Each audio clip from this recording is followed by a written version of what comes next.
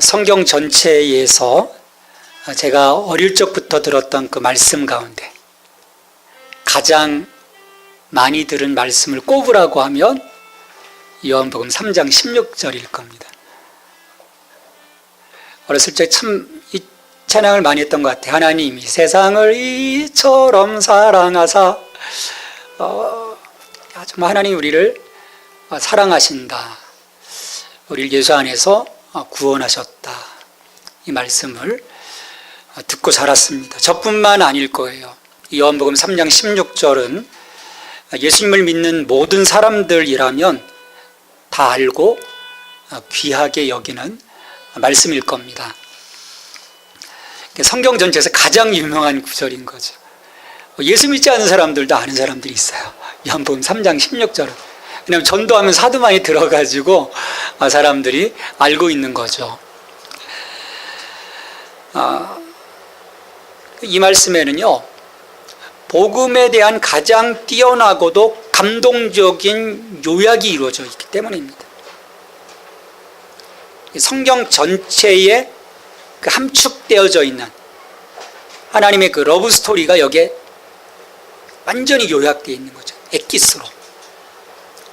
그래서요, 우리가 이 말씀을 언제 들어도 좋은 거예요.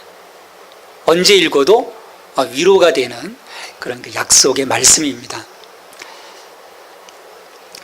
자, 여기서 보면요, 그 하나님의 그 사랑, 그러니까 우리를 향하신, 그 세상을 향하신 그 하나님의 사랑의 넓이와 깊이와 무게가 얼마나 강조되고 있는지를 볼 수 있어요. 하나님이 세상을 이처럼 사랑하사.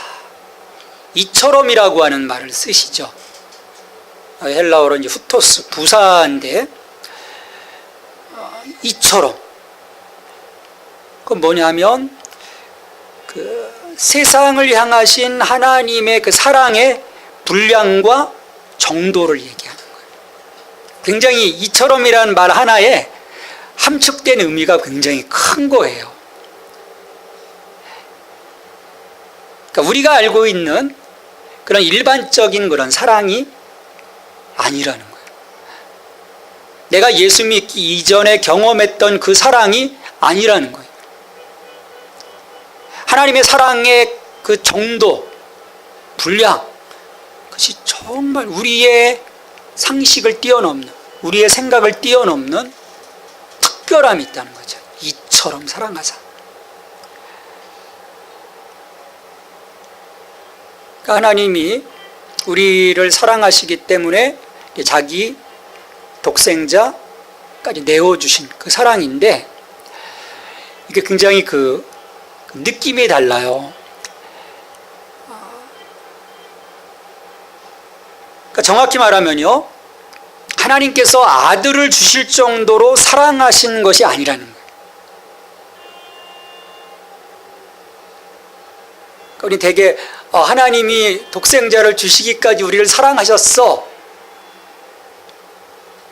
독생자에 대한 어떤 그 방점이 이제 찍히죠. 그래서 독생자를 주심으로 자기의 사랑을 드러내셨다. 정확히 말하면요, 하나님께서 그토록 우리를 사랑하셔서, 우리를 그토록 사랑하셔서, 우리가 생각할 수 없는 넓이와 깊이와 무게의 분량으로 사랑하셔서 아들을 내어주셨더라는 거예요. 이게 느낌이 좀 다른 것입니다.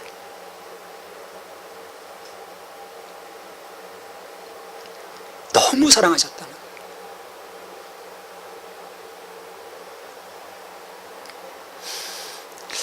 거예요. 사랑을 받는다는 사실은요, 참 우리를 힘나게 합니다. 여러분, 사랑을 받고 있습니까?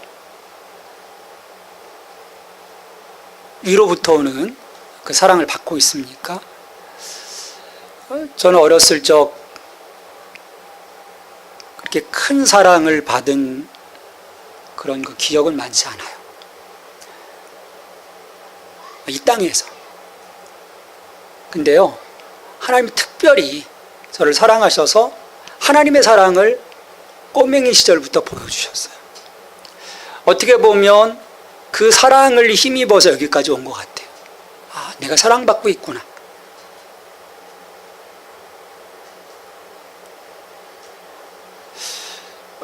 이번에 묵상을 올렸을 때요, 하나님 거기 계세요라고 하는 그 묵상을 올렸을 때, 하나님 정말 여기 계신 거 맞아요? 나를 잊으신 건 아니에요? 라고 응답으로 오신 분이 있으세요. 다른 그룹에서. 그래서 제가 바로 날렸습니다. 바로 거기 계십니다. 하나님 거기서 집사님을 사랑하십니다. 우리가 이 아버지의 사랑을요, 좀 새로운 각도에서 새로운 느낌으로 발견할 수 있다면, 우리 이 사랑을요, 너무 피상적으로 알고 있는 거예요. 많은 크리스찬들이 하나님이 세상을 이처럼 사랑하사, 하나님이 나를 이처럼 사랑하사, 이걸 너무 피상적으로 알고 있다 보니까 내 마음 불편하고 내 마음이 힘들어지면 그냥 쉽게 그 아버지의 사랑을 끊어버리고 숨어버리는 우리들의 모습들을 보여드려요. 내 아버지는 정말 나를 이처럼 사랑하사, 그토록 사랑하사 자기 전부를 다 내어주셨는데, 우리가 이 사랑을 느끼게 된다면요, 하루하루가 내 신앙의 모습들이요, 저는 분명히 달라질 거라고 생각을 합니다. 이게 힘이 되고요, 위로가 되고요, 격려가 될 거예요. 자, 이 말씀 요한복음 3장 16절을 누구에게 지금 하고 있는 걸까요? 예수님이 지금 허공에 대고 얘기하는 거 아니에요? 누구한테 얘기하고 있는 거죠? 컨텍스트상? 물론 성서 신학자들은 뭐 다양하게 이야기하고 있지만 우리는 그냥 그런 신학적인 배경들을 좀 빼고 그냥 담백하게 보는 거죠. 누구에게 지금 말씀하는 거죠? 맞아요. 니고데모예요. 니고데모는 어떤 존재입니까? 그의 정체성이 유대인이요. 뼛속까지 유대인, 바리새인. 그 말은 자기들밖에 모른다는 거예요. 왜? 자기들만 하나님의 특별한 사랑을 받고 있다고 생각하고 있어요. 선민. 나머지는 다 이방인. 나머지는 다 갱고예요. 니고데모를 향해서 예수님이 지금 말씀하시는 거예요. 그러니까 자기들만을 위한 하나님의 특별한 사랑을 알고 있었어요. 우리들만 사랑하셔. 그래서 그들에게 하나님께서 온 세상을 사랑하신다고 하는 가르침은요, 굉장히 낯선 거예요. 애들도요, 참 재밌어요. 자기가 사랑을 받다가 다른 아이가 들어와서 사랑이 나눠지면요, 좋아할 것 같죠. 와, 안 그래요. 시기합니다. 그래서 새로 들어온 아이를 못 살게 굴어요. 우리 어떤 그 죄성인 거죠. 유대인 마음 속에도요, 그런 잘못된 그 마음이 자리 잡고 있었던 겁니다. 그와 같은 사고 속에 있는 이 니고데모에게 하나님의 사랑은 유대인만을 향한 것이 아니고 온 세상을 향한 것이라고 하는 이 예수님의 가르침은 굉장히 도전적인 거예요. 지금 니고데모의 정체성을 흔들어 버리는 거예요. 왜? 유대인들만 형제라고 생각했는데 하나님이 이 유대인을 넘어서 이방인을 사랑한다라고 했을 때 형제가 달라지는 거지 않습니까? 얼마나 놀라워했겠습니까? 니고데모가 이걸 듣고 그 도전을 받고. 창조 이래로 언제나 하나님의 사랑은요, 열방을 향해 있습니다. 예수님 오심으로 그게 그 하나님의 그 사랑의 스펙트럼을 다시금 재조명해 주시는 거죠. 그러니까 구약의 시대에는 자기들끼리만의 어떤 구원, 자기들끼리만의 사랑. 근데 예수 그리스도의 오심을 통해서 하나님의 그 사랑이 온 열방을 향해 있음을 보면서 우리 예수 믿는 사람 한 사람 한 사람 하나님의 백성 한 사람 한 사람이 세상을 어떻게 볼 것인지, 우리의 패러다임을 다르게 만들어 주시는 거죠. 자, 하나님이 그토록 사랑하시는 이 세상, 이 세상이 어떤 세상입니까? 여러분, 세상이 아름답죠? 아름답지 않나요? 비가 오고 요즘 이렇게 그 운동을 하면서 이렇게 걸으면요, 와, 벚꽃이요. 저 군항지 안 가도요, 저 여의도 운중도 안 가도 우리 집 뒷산만 걸어도 요즘 막 꽃밭이에요. 너무 예뻐요. 근데 그건 겉으로 보여지는 거잖아요. 그 내면으로 들어가, 그 영적인 부분으로 들어가 보면 타락한 세상이죠. 어둠이 지배하고 있고, 기본적으로 어둠이 지배하는 게 그냥 보여지는 것 같아요. 좀 뉴스를 들어보고, 그 한 사람 한 사람을 볼 때는 그런 것들이 드러나지 않는데요, 어떤 집단을 놓고 보면 그 집단의 악이 고스란히 드러나는 것들을 우리 너무 쉽게 볼 수 있습니다. 그런 세상인 거예요. 하나님이 원래 창조 때 주신 그 가능성들 바깥에 있는 그 가능성들을 상실한 세상. 우리에게 선십과 킹십, 통치권과 하나님 자녀됨에 대한 그 특권을 주셨음에도 그 가능성을 다 잃어버린 거죠. 그런 세상인 거예요. 근데 여러분, 좀 이상하지 않습니까? 이런 세상인데, 하나님을 떠난 세상인데, 그러니까 스스로 하나님으로부터 멀어져 간 세상인데, 왜 하나님은 그토록 이처럼 여러분 사랑하실까요? 왜 사랑하실까요? 하나님이 실없으신 분이 아닌데.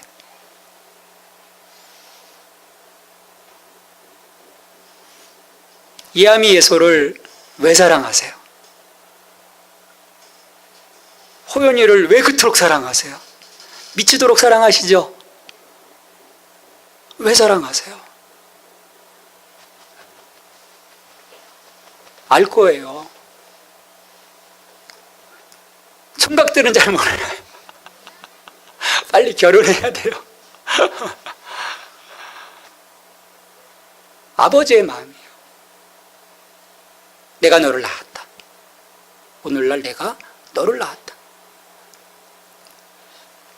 자식이 타락하고, 자식이 배응만덕하고, 자식이 못되게 굴어도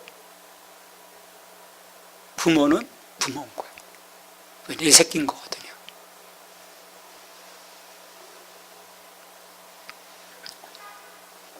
아버지로부터 비롯되었기에 하나님이 이 세상을 다시금 본래 아름답게 창조하신 그 세상으로의 회복을 꿈꾸시는 거예요. 그래서 자기를 내어주신 거죠. 이 회복을 위해서.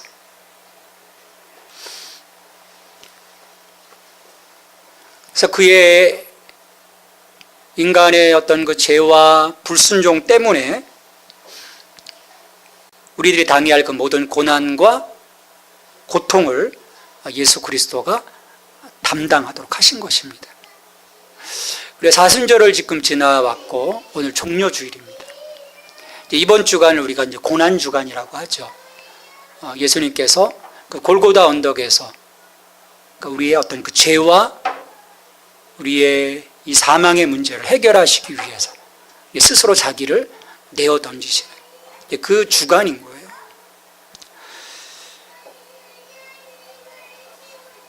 이 십자가를 통해서 예수 그리스도의 그 채찍의 그 고통을 통해서 우리가 나음을 입게 되고요. 우리의 죄가 속해지게 되고요. 다시금 본래 하나님이 창조하셨던 그 가능성에 대한 회복, 그 씨를 우리에게 발화시켜 주시는 것입니다. 자, 이렇게 예수께서 구원의 길이 되셨어요. 그리고 그 예수 그리스도를 영접하고 예수 그리스도를 믿음으로써 우리는 그 구원에 동참할 수 있도록 하나님이 이 구원의 스토리를 이루어 놓으신 거죠. 그래서 오늘 말씀을 합니다. 구원과 영원한 생명에 이를 수 있는 길은 오직 예수 그리스도이시다. 그래서 이는 저를 믿는 자마다 멸망치 않고 영생을 얻게 하려 하심이라. 그러니까 하나님이 이처럼 세상을 사랑하사 너무 사랑하셔서 자기 아들을 내어주셨고 그 아들을 통해서 구원의 길을 마련해 주셨고 오직 유일한 길을 마련해 주셨고 그 예수 그리스도를 믿는 자마다 영생을 얻도록. 이 영생은요 그냥 무한대로 늘려놓은 그런 육체적인 생명을 의미하는 것은 아니에요. 하나님을 알아가는 것이고요, 하나님과 동행하는 삶에 대한 부분입니다. 그러니까 하늘의 생명인 거죠. 본래 하나님이 우리에게 주셨던 그 생명, 그 생명에 대한 이제 회복이 우리 가운데 이루어지는 것입니다. 그래서 아들을 믿는 자, 즉 그의 이름을 믿는 자는 하나님 나라의 생명을 받는다. 분명하게 못 받고 있는 것입니다. 그럼 우리의 믿음은 뭡니까? 십자가의 대속뿐만 아니라 주님의 이 땅에 오심, 주님의 십자가, 그리고 주님의 부활, 주님의 승천, 주님의 재림, 이 모든 구속사의 과정 속에서 우리의 주되심, 예수 그리스도의 주되심을 내가 믿는 것입니다. 거기에 무릎 꿇는 거죠. 그 통치하심 가운데. 이게 뭐가 이렇게 중요하냐? 여러분, 중요합니다. 내가 정말로 주 예수 그리스도의 그 통치하심에 무릎을 꿇게 되면, 내가 진정으로 무릎을 꿇게 되면 내 삶의 형태가 조금씩 그분의 다스림 속에서 달라지게 되기 때문이에요. 왜 많은 사람들이 십수년 예수 믿어도 안 달라질까? 이 믿음에 대한 문제인 거죠. 예수를 좀 아는데 그분의 오심도 알고, 그분의 십자가도 알고, 그분의 부활도 알고, 승천도 알고, 재림도 아는데, 아는 것과 그것이 내 믿음으로 들어와 그분의 통치 가운데 무릎 꿇는 것은요, 너무나 큰 갭이 있는 거예요. 우리는 이 갭을 생각하지 않고 믿고 있다고 생각하는 거예요. 그건 뭐냐면, 여전히 그 자기 마음의 그 좌소에 누가 앉아 있는 것입니까? 예수님이 앉아 있는 것이 아닙니다. 예수님은 여전히 저 문 밖에 계세요. 내가 문 밖에 서서 두드리노니, 계속 두드리고 계시는 거예요.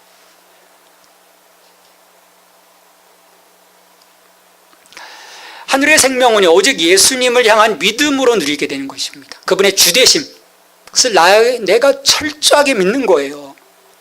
그 앞에 순복하는 것입니다.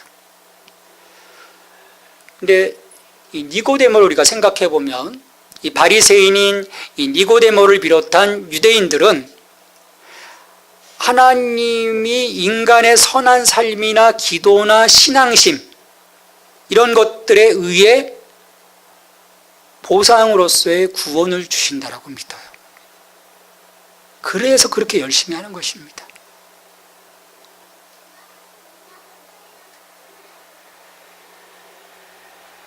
율법적 틀에 갇혀 있는 거예요. 반드시 해야 되는 거예요. 그래서 안식일을 지키기 위해서 어떻게 하면 안식일을 범하지 않을까?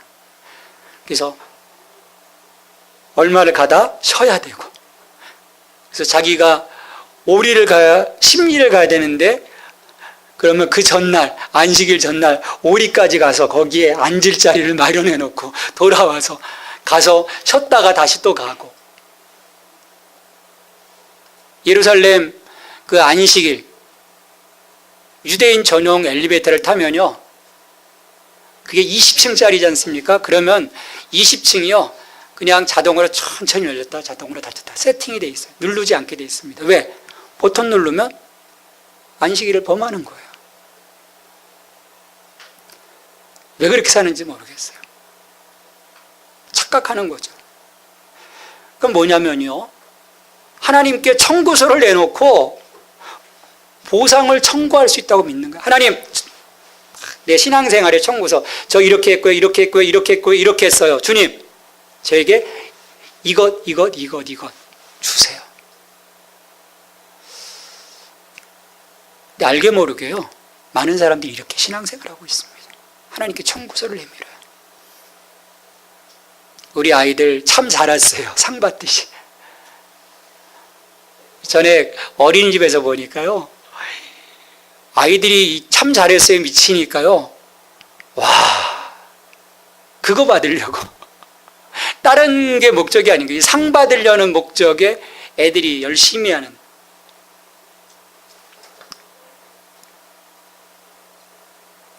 우리의 신앙적인 삶이 그런 모습으로 왜곡될 수 있는 거죠. 제가 이렇게 헌신했습니다. 저의 문제를 들어주십시오. 근데 우리의 헌신은요, 우리의 행함은요, 사랑받은 자로서의 응답인 거예요. 내가 구원받았기 때문에, 하나님이 그토록 나를 사랑하셨기 때문에 그 하나님의 사랑 앞에 내가 응답하는 것이지, 우리의 권리를 주장하기 위한 것이 아니라는 거예요. 그리고 구원받기 위한 그 어떤 것도 아니라는 것입니다. 만약 그렇다면요, 지금의 자리는 자기의 유익만을 구하는 종교인의 자리일 뿐인 거예요. 수많은 종교인들 가서 그러한 그 자기의 복, 그래서 그런 그 종교적인 행위를 통해서 청구서를 올리고 그런 복을 바라고 있지 않습니까? 하지만 복음은요, 그것으로 시작되는 것이 아닙니다. 복음은 하나님의 사랑으로 시작해서 십자가와 빈 무덤을 통과하고 결국은 복음을 믿는 자들에게 영생을 주시는 것으로 끝을 맺게 돼 있어요. 이게 스토리입니다. 이 스토리 외에 다른 것들은 가짜예요. 우리를 속이는 것입니다. 이 스토리가 완성되어졌을 때, 그래서 내가 하나님과 동행할 때, 그 하나님의 안식 가운데 들어갔을 때 아버지의 것들을 내가 자연스럽게 누리는 것이지, 이것이 완성되지 않았는데 우리가 청구한다고 해서 이 삶이 내게 이루어지는 것이 결코 아니라는 거예요. 우리는 복음을 착각하고 있습니다. 믿음을 오해하고 있어요. 저는요, 여러분들의 이러한 그 오해와 착각들이 다 사라지고요, 정말 그 복음의 원래 그 복음의 그 시스템 안에서 여러분들이 세워져 갈 수 있게 되길 바랍니다. 그러면요, 달라집니다. 근데요, 세상은요, 여전히 어둠의 지배 가운데 있는 거예요. 이런 그 하나님의 그림들을 그려서 알려주어도요, 여전히 사람들은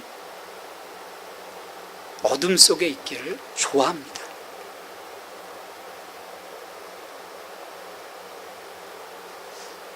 근데 오늘 17절에서도 말씀하시지만, 그럼에도 불구하고 하나님의 마음은, 여러분 성경을 전체를 읽어보면 하나님의 초점이 어디에 있을까요? 심판에 있을까요? 구원에 있을까요? 구원에 있습니다. 정죄에 있지 않아요. 세상이 아무리 어둡고 세상이 아무리 하나님으로서 점점 멀어간다 할지라도, 하나님은 그 속에서 자기를 내어주심을 통해서 그 빛 가운데로 사람들이 나아오기를 원하시는 거예요. 그래서 예수 그리스도 안에서 끊임없이 우리를 향해 프로포즈 하시는 것입니다. 하나님이 끌어안고 가시는 게 아니에요. 그러면 얼마나 좋을까요? 하나님이 끌어안고, 그러면 우리는 그 품 안에서 그냥 순종하고 가는 그런 그림, 얼마나 편해요. 절대로 그렇지 않습니다. 하나님이 끌어안으시지만 그 하나님의 끌어안으심을 발버둥을 치면서 벗어나서 도망가 버리는 모습, 그것이 세상의 모습입니다. 하나님이 여전히 온 세상이, 그 수많은 사람들이 구원을 받게 하려고 하시고자 하시지만 세상의 반응은 그런 것입니다. 그래서 18절에 보면 두 종류로 나눠지는 거예요. 결국 하나님이 프로포즈 하셨지만 사람의 그 반응에 따라서 영생을 얻는 자와 멸망에 이르는 자, 하나님의 아들의 이름을 믿지 않으므로 심판을 받는 두 부류의 사람으로 분류가 되는 것입니다. 근데 하나님은 포기하지 않으시죠. 하나님 포기하지 않으십니다. 사람들은 종종 포기를 합니다. 부모조차도 자식을 포기할 때가 있어요. 얼마나 힘들었으면 포기하겠습니까? 근데 하나님은 끝까지 가시는 거죠.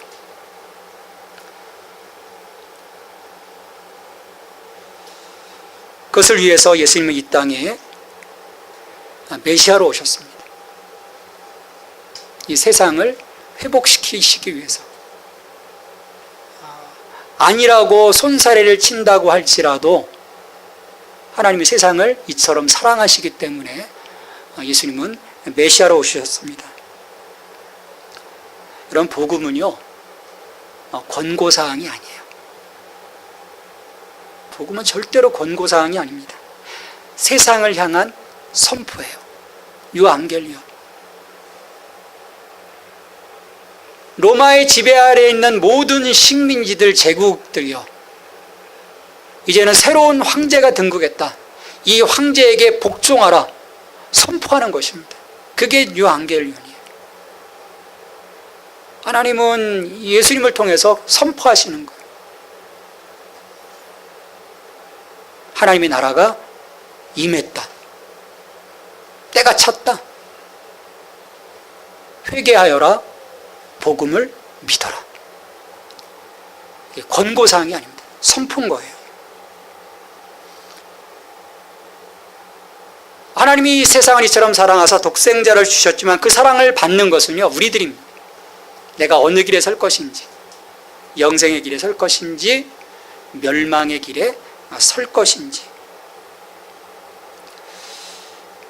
우리는 예수님 편에 서서요, 예수님의 그 주되심을 믿고 예수님과 연합함으로 나가야 하는 것이죠. 하나님이 우리에게 시험 문제를 내고 테스트를 하시기 위해서 예수님을 보내신 것이 아니에요. 우리 자꾸 테스트 수준으로 가려고 해요. 뭐 테스트 하시는 것이 아닙니다. 우리를 극진히 사랑해서 예수님을 보내신 것입니다. 우리는 이런 아버지의 사랑에 반응하고 그 보내신 예수 그리스도를 믿고 그분과 연합해서 우리에게 주신 선물, 영생의 선물을 우리가 누려가야 될 것입니다. 이처럼 우리가 예수님을 믿는 것, 그리고 하나님의 사랑을 받는 것의 의미가 무엇인지 이 오늘 말씀을 통해서 우리가 깨닫게 된다면요, 제가 앞전에 말씀드린 것처럼 우리의 생활은 달라질 거라고 저는 확신을 합니다. 달라질 거예요. 내가 하나님께로부터 이런 사랑을 받고 있구나. 나는 정말 특별한 존재이구나. 나는 한 인간의 사랑을 받는 자가 아니구나. 온 우주를 창조하신 아버지 하나님의 사랑을 받는 자구나. 우리가 그 사랑을 힘입는다면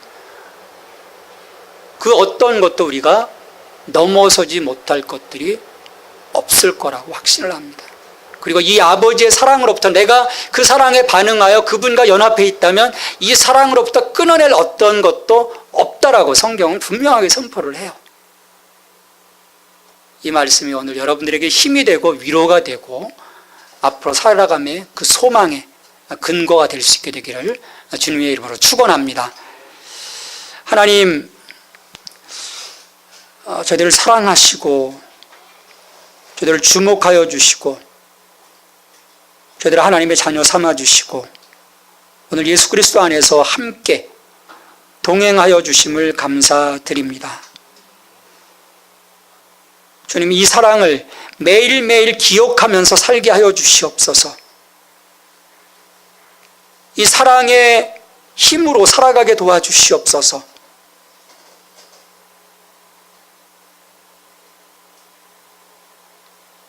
주님,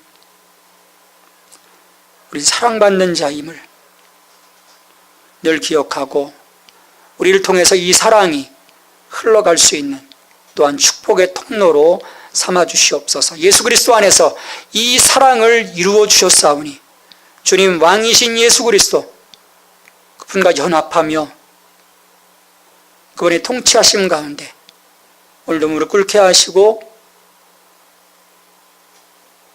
그래서 내가 아닌 그리스도의 모습이 우리들의 삶을 통해서 드러날 수 있도록 역사하여 주시옵소서. 감사하고 예수님의 이름으로 기도하옵나이다. 아멘.